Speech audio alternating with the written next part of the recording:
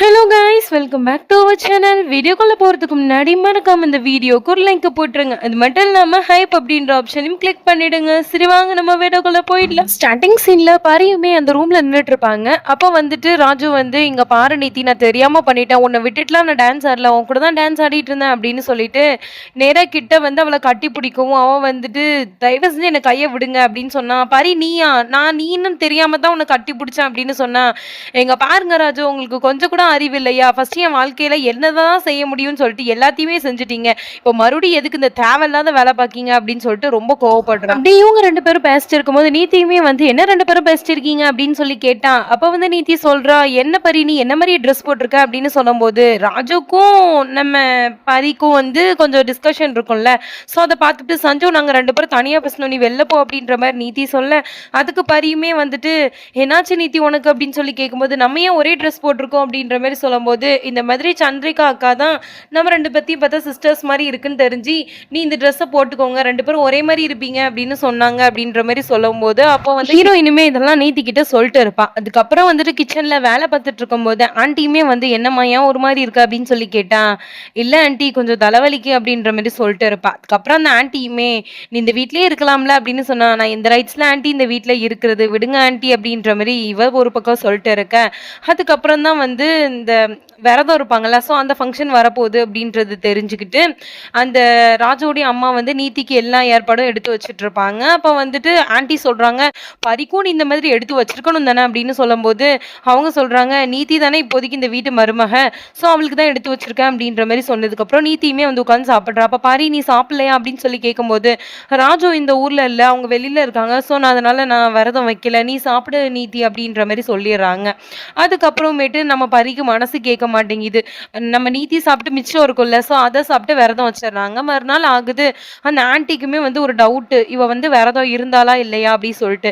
உடனேட்டு பிஸ்கெட்லாம் எடுத்து அவங்க கையில் நம்ம பரி கையில் கொடுக்காங்க. ஸோ அப்போ அவளுமே வந்து இப்படி வச்சுட்டே இருப்பா. என்னாச்சு, ஏன் வச்சுக்கிட்டே இருக்க, நீ தான் விரதம் இல்லைல்ல, சாப்பிடு அப்படின்னு சொன்னா. அப்போ நம்ம ஹீரோயினுமே வந்து வாயில போட்டு அதுக்கப்புறம் வாமிட் போய் எடுத்திருப்பாங்க. இதை பார்த்துட்டு இந்த ஆன்ட்டிக்குமே டவுட் வரும். சந்திரிகாட்டையுமே, இவ கண்டிப்பா எல்லாத்துக்கும் மறைச்சிட்டு இவ விரதம் இருக்கா அப்படின்ற மாதிரி தான் சொல்லிட்டு இருப்பாங்க. அப்படி இந்த பக்கம் நீத்தியுமே தன்னுடைய ரூம்ல ட்ரெஸ் எல்லாம் மாத்திட்டு நிற்கும் போது பரியும் அந்த பக்கம் போயிருப்பா. அப்ப பரிக்கு வந்து, நான் இதே மாதிரி ஒரு ட்ரெஸ் வச்சிருக்கேன், நீயும் போடு பரி அப்படின்னு சொல்லி கையில கொடுக்காங்க. அதுக்கப்புறம் பரியுமே அந்த மாதிரி ட்ரெஸ் எல்லாம் போட்டு வந்திருப்பாங்க. அதுக்கப்புறம் தான் வந்து இந்த மாதிரி நம்ம அந்த விரதத்தை வந்து முறிக்கணும் அப்படின்னு சொல்லிட்டு நிறைவேற்றணும் அப்படின்னு சொல்லிட்டு எல்லாரும் ஒரே இடத்துல உட்காந்துருப்பாங்க. அப்போ நம்ம பரியுமே அந்த இடத்துக்கு வந்து நிற்கும் போது எல்லாரும் கேட்குறாங்க, பரி நீ விரதம் இருந்தியா அப்படின்னு சொல்லிட்டு. அதுக்கப்புறம் பரி வந்து, இல்லை நான் விரதம் இல்லை, அதனால நான் அங்கே போய் தனியாக நின்றுக்கிறேன் அப்படின்னு சொல்லும்போது, இல்லை இல்லை நீங்கள் வந்து உட்காரு அப்படின்ற மாதிரி சொல்லி அவளை உட்கார வைக்கிறாங்க. அதுக்கப்புறம் தட்டு இல்லையாமா அப்படின்னு சொல்லி ஆன்ட்டி கேட்கவும் சந்திரிகா சொல்கிறாங்க, இந்த மாதிரி என்கிட்ட ஒரு எக்ஸ்ட்ரா தட்டு இருக்குது, அதை வச்சுக்கோங்க அப்படின்ற மாதிரி சொல்லி நம்ம பரிட்ட கொடுத்துட்றாங்க. அதுக்கப்புறம் பரி வந்து ரொம்ப ஃபீல் பண்ணிட்டு இருக்கா. ராஜுமே வந்து, இதெல்லாம் என்னுடைய தப்பு தான், இந்த வருஷம் தானே நம்மளுக்கும் இதுவும் ஃபர்ஸ்ட் விரதம், ஆனால் நான் இதெல்லாம் யோசிக்கவே இல்லைல்ல அப்படின்ற மாதிரி சொல்லும்போது, தயவு செஞ்சு என்கிட்ட பேசாதீங்க, எனக்கு உங்கள்ட்ட பேசணும்னு கொஞ்சம் கூட விருப்பம் இல்லை அப்படின்னு சொல்லிட்டு பெசாட்டு போய் அந்த இடத்துல உட்காந்துருப்பா. அதுக்கப்புறம் எல்லாருமே அவங்களுடைய விரதத்தை கரெக்டாக நிறைவேற்றிட்டு இருப்பாங்க. அப்போதான் வந்து நம்ம நீத்திக்கு பின்னாடி நம்ம பரி நிற்கிறா. ஸோ அந்த இடத்துல இந்த நீத்தி வந்து மூணை பார்க்கும்போது நம்ம பரிக்கு அது தெரியுது. அப்படி ராஜுவோடைய ஃபேஸை பார்க்கும்போது அதுவும் நம்ம பரிக்கு தெரியுது. அதுக்கப்புறம் வந்துட்டு தண்ணி வந்து நம்ம ஹீரோ நீத்திக்கு கொடுக்க போற சொல்ல நம்ம பரி வந்து மயக்கம் போட்டு விழுந்துடுறா. என்னாச்சு பரி அப்படின்னு சொல்லிட்டு ஓடி வந்து பரியை பிடிச்சிட்டு உட்காந்துருப்பானா. அப்போ வந்து நீத்தி பரிக்கு வந்து நம்ம ஹீரோ தண்ணி கொடுத்துட்றான். கொடுத்ததுக்கப்புறம் நீத்திக்கிட்டையுமே, உன்னுடைய விரதம் உங்கள் பாதியிலே நிற்கலாமா, நீ போ அப்படின்ற மாதிரி அனுப்பி வச்சிருக்காங்க.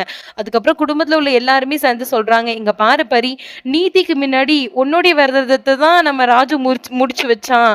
ஸோ இப்போவே உனக்கு தெரியலையா, நீ தான் உன்னுடைய உருத்தான ஒய்ஃப் அப்படின்ற மாதிரி சொல்லிட்டு இருக்கும்போது அவளால் அதெல்லாம் ஏற்றுக்கவே முடியலை. அப்படியே வந்துட்டு அவளும் நின்றுட்டு இருக்கும்போது ராஜுவுமே எல்லாரும் சாப்பிட வாங்க அப்படின்ற மாதிரி கூப்பிட்டுருப்பா. எல்லாரும் காமனாக உட்காந்து சாப்பிட்டுட்டு இருப்பாங்க. அப்போ நீதிக்கு வந்து பரிக்கு வந்து ஒரு ஃபோன் வந்திருக்கும். ஸோ அதை வந்து பேச போயிருப்பா. இந்நேரத்தில் யார் இவளுக்கு ஃபோன் பண்ணுறா அப்படின்ற மாதிரி இந்த ஆன்ட்டி பார்த்துட்டு இருக்கோம். அதுக்கப்புறம் நம்ம பரியுமே வந்து, இந்த மாதிரி ராஜு வந்திருக்காங்க ஊருக்கு, ஸோ என்னை கூப்பிடுறாங்க, நான் போயிருவேன் கிளம்பிடுவேன் அப்படின்ற மாதிரி சொல்லிட்டு இருக்கா. இது பொய் தான் அப்படின்றது எல்லாத்துக்குமே தெரியும். அப்போ இந்த ஆன்ட்டியுமே இவ்வளோ தனியாக பிடிச்சி, நீ சொல்றது பொய்ன்னு எனக்கு நல்லாவே தெரிஞ்சிருச்சு டியர், ஏன் வந்து நீ இப்படி பொய் சொல்லிட்டு இருக்க அப்படின்னு சொன்னா. எங்கே போக போகிறேன் அப்படின்னு கேட்டா, நான் எங்கே போக போகிறேன் என்ன செய்ய போகிறேன்னு எனக்கே தெரில ஆன்ட்டி, ஆனால் நான் இந்த இடத்துல இருந்து கண்டிப்பாக போகத்தான் செய்வேன் அப்படின்ற மாதிரி இவ ஒரு பக்கம் சொல்ல. அதுக்கு அந்த ஆன்ட்டியுமே, நீ உண்மையிலேயே ஒரு ஏஞ்சல் தான்மா, உன்னுடைய ஃப்ரெண்டுக்காக இவ்வளோ ஒரு சாக்ரிஃபைஸ் பண்ணுற பத்தியா, உன்ன மாதிரி ஒரு பொண்ணு கிடைக்க நாங்கள் தான் கொடுத்து வச்சிருக்கணும் அப்படின்ற மாதிரி சொல்றாங்க. ஆனா அவ சொல்றா, இல்ல ஆன்ட்டி நான் தான் குடுத்து வச்சிருக்கணும் உங்கள மாரி ஒரு ஃபேமிலி கிடைக்கிறதுக்கு அப்படின்னு சொல்லிட்டு நேரா நம்ம நீத்திட்ட போய் நான் இந்த மாரி ஊருக்கு கிளம்புறேன் அப்படின்னு சொல்லிட்டு அவன் வந்து நேரா கிளம்பிட்டு நிப்பா. அப்பதான் வந்து நீத்தி வந்து நம்ம சஞ்சு கிட்ட சொல்றா, இந்த மாதிரி அவ ஹஸ்பண்ட் வந்துட்டான்னு அவ சொல்றா. இது என்ன நம்புற மாரியே இல்ல. இவ்வளோ நாள் ஒரு ஃபோன் கூட பண்ணல. திடீர்னு ஃபோன் பண்ணி நான் வாரேன் அப்படின்ற மாரி சொன்னா, இவன வந்து எப்படி நம்ப முடியும்? ஸோ என்ன ஏதுன்னு பார்க்கணும் அப்படின்னு சொன்னா, இவன் சொல்றான், "நீ ரொம்ப ஸ்ட்ரெஸ் பண்ணாத. நான் என்ன ஏதுன்னு போய் பார்த்துட்டு வரேன்" அப்படின்ற மாரி சொல்லி கீழ வந்திருப்பான். அப்ப நம்ம ஹீரோயின்ட்டயுமே வந்து பேசுறான். "எங்க போக போற? நான் வேணா கொண்டு போய் உன்ன விட்டுறவா உங்க அம்மா வீட்ல" அப்படின்னு சொல்லும்போது, "இல்ல, இல்ல நான் பேய்க்குவேன்" அப்படின்ற மாரி அவ சொல்றா. அதுக்கப்புறம் கொஞ்ச நேரம் நின்னு யோசிச்சுட்டு இருப்பா. ஒரு வார்த்தை கூட இவன் சொல்லல, "போகாத" அப்படின்ற மாரி. அப்ப நம்ம ஹீரோயினுமே என்ன பண்றா அப்படின்னா, அவன் கட்டின தாலிய கழட்டி அவ கையில குடுத்துட்டு, "இங்க பாருங்க ராஜு, உங்களுக்கு என்ன புடிக்கல. இந்த லைஃப் இதோட முடிஞ்சிருச்சு. நீதி நல்லா பார்த்துக்கோங்க" அப்படின்னு சொல்லிட்டு அவ என்ன பண்ணிடுறா அப்படின்னா, லக்கேஜ் எடுத்துட்டு அந்த இடத்துல இருந்து வந்திருப்பா. வந்தவ பஸ் ஸ்டாண்டுக்கு தான் வந்திருப்பா. அப்போ வந்து இந்த டாக்ஸி டிரைவர் இருக்கான்ல, அவன் வந்து பார்த்துட்டான். அப்ப இவளுடைய ஃப்ரெண்ட் ஒருத்தி வந்திருப்பா. அவ வந்து இவள மீட் பண்ணி, "என்னாச்சுடி? ஏன் இப்படி தனியா பஸ் ஸ்டாண்ட்ல வந்து உட்கார்ந்திருக்க?" அப்படின்னு சொல்லி கேட்கும்போது, "எதுவும் உனக்கு கஷ்டமா?" அப்படி இப்படி சொல்லி பேசிட்டு இருப்பா. அப்போ வந்து இவ தனியா கூட்டு போய் ஒரு இடத்துல பேசிட்டு இருப்பா. அப்போ வந்து சொல்வா, "இந்த மாதிரி என் ஹஸ்பண்ட் வந்து இன்னொரு மேரேஜ் பண்ணிட்டாங்க. இந்த விஷயம் நீதிக்கு தெரியுமா?" அப்படின்னு அவ கேட்க, அதுக்கு இவளுமே வந்து, "இல்ல தெரியாது. நீ சொல்லிடாத" அப்படின்ற மாரி சொல்லியிருப்பா. இதுக்கு இடையில அவங்க அம்மாக்குமே ஃபோன் அடிச்சு பேசியிருப்பா போலுக்கு. அதான் ஊருக்கு வரேன்ற மாரி சொல்லியிருப்பா. அதனால வந்து இவளுடைய ஃப்ரெண்ட் வந்து எல்லாத்தையும் கேட்டுட்டு இருக்கா. "சரி நீ பத்திரமா போயிட்டு வா" அப்படின்னு சொல்லிட்டு ஒரு டாக்ஸில ஏத்தி விட்டுருப்பா. அதுக்கப்புறம் அவளுடைய டிக்கெட் மிஸ் ஆயிடும். ஸோ அத எடுத்துட்டு வந்துட்டு இருக்கும்போது பாதி தூரத்துல இந்த டாக்ஸிக்காரவன் இருக்கான்ல, அவன் வந்து இவள கடத்திட்டு போற மாரி தெரியுது. அதனால நம்ம ஹீரோயின் கத்துறாங்க. ஆனா இந்த பொண்ணு வந்து கண்டுபிடிச்சிடுறா ஓரளவுக்கு. அதுக்கப்புறமேட்டு இந்த டாக்ஸி டிரைவர் இன்னொருத்தன் இருக்கான்ல, அவன் வந்து இவங்க நம்ம பரிய வந்து கட்டி போட்டு ஒரு இடத்துக்கு தான் அழைச்சிட்டு போறாங்க. அப்படி நம்ம பரியையுமே காசுக்காண்டி வித்துடுறாங்க. எந்த கும்பல் அப்படின்னா, அந்த ப்ராஸ்டியூட் பண்ணுவாங்கல்ல அவங்க கிட்ட. அவங்க கிட்ட வித்ததுக்கு அப்புறம் நம்ம பரியுமே ரொம்ப கெஞ்சுறா, "ப்ளீஸ் என்ன நீங்க விட்டுருங்க. நான் உங்களுக்கு என்னனாலும் பண்றேன்" அப்படின்னு சொன்னா, "உன்னை எப்படி விட முடியும்?" அப்படின்ற மாரி அவங்க கேட்காங்க. நம்ம பரிக்குமே வேற வேலை இல்ல. அழுது அழுது பார்க்குறா. இந்த பக்கம் பரியோடைய அம்மாவுமே வந்து நீதிக்கு ஃபோன் பண்ணி, "இந்த மாதிரி என் பொண்ணு அங்க இருக்காளாமா, எதுவும் சொன்னாளா?" அப்படின்னு சொல்லி கேட்கும்போது, "இல்லம்மா அவ நேத்தே கிளம்பிட்டாளே" அப்படின்ற மாரி அவ சொல்ல, உடனே நம்ம பரி இருக்கால்ல, இந்த பக்கம் பரி வந்து எப்படியாச்சும் இந்த இடத்த விட்டு போகணும் அப்படின்னு சொல்லிட்டு, அங்க ஒரு ஆன்டி இருப்பாங்க. அவங்கள்ட்ட போய் பேசும்போது, "நீ இங்கேயே இரு. உனக்கு இதுவே புடிச்சிரும்" அப்படின்ற மாரி அவங்க சொல்றாங்க. இருந்தாலும் நம்ம பரிக்கு இதெல்லாம் ஏத்துக்கவே முடியல. அப்போ வந்துட்டு ஒரு பொண்ணுகிட்ட ஹெல்ப் கேட்டிருப்பா. ஸோ அவளுமே ஃபோன் குடுத்துருப்பா. அவ வந்து ரெஸ்ட் ரூம்ல வந்து போலீஸ்காரவங்களுக்கு ஃபோன் பண்றா. ஆனா போலீஸ்க்கு வந்து ரிங்கு போக மாட்டேங்குது. அதுக்கப்புறம் கதவ அடைச்சுட்டு தன்னுடைய ஃப்ரெண்டுக்கு ஃபோன் பண்ணியிருப்பா. இந்த மாரி நடந்த விஷயம் எல்லாத்தையுமே சொல்லியிருப்பா. சரி எந்த இடம் அப்படின்னு சொல்லும்போது ஒரு பொட்டிக் நேம் மட்டும் சொல்லியிருப்பா. அதுக்கப்புறம் ஃபோன் கட் ஆயிடும். இந்த பொண்ணுகிட்டயும் அதே மாரி சொல்வா. இந்த மாதிரி நான் என் ஃப்ரெண்டுட்ட சொல்லிட்டேன். நான் ஃபோன் கட் ஆயிட்டு ஸ்விட்ச் ஆஃப் ஆயிட்டு அப்படின்ற மாரி. அதுக்கப்புறம் அவளையுமே என்ன பண்றாங்க அப்படின்னா, வேற ஒரு ஸ்டேட்டுக்கு மாத்துறோம் அப்படின்னு சொல்லிட்டு அங்க உள்ள எல்லா பொண்களையும் வந்து அந்த லாரியில ஏத்திட்டு இருப்பாங்க. அப்ப கரெக்ட்டா நீதி வந்து ராஜுட்ட சொல்லி, ராஜு வந்து கார் எடுத்துட்டு வந்து இவங்க 2 பேரும் அந்த லாரிய ஃபாலோ பண்ணி நம்ம பரிய வந்து கண்டுபிடிச்சிடுறாங்க.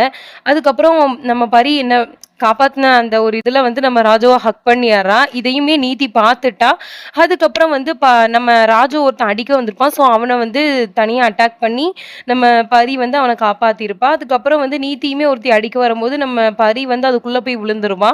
ஸோ அப்ப பரி வந்து மயக்கம் போட்டு விழுந்துடுவா. அதுக்கப்புறம் நம்ம பரிய வந்து அழைச்சிட்டு வந்திருப்பாங்க நம்ம ராஜு வீட்டுக்கு. அவளுமே தூங்கி எஞ்சி, "என்ன நீங்க நிம்மதியாவே வாழ விட மாட்டீங்களா? நான் உங்கள விட்டு தூரமா போணும்" அப்படின்ற மாரி ராஜுட்ட சொல்லிட்டு இருக்கா. இதுக்கப்புறம் என்ன நடந்துச்சு அப்படின்றத நம்ம நாளைக்கு பார்க்கலாம். அதுவரைக்கும் பாய் ஃபிரெண்ட்ஸ்.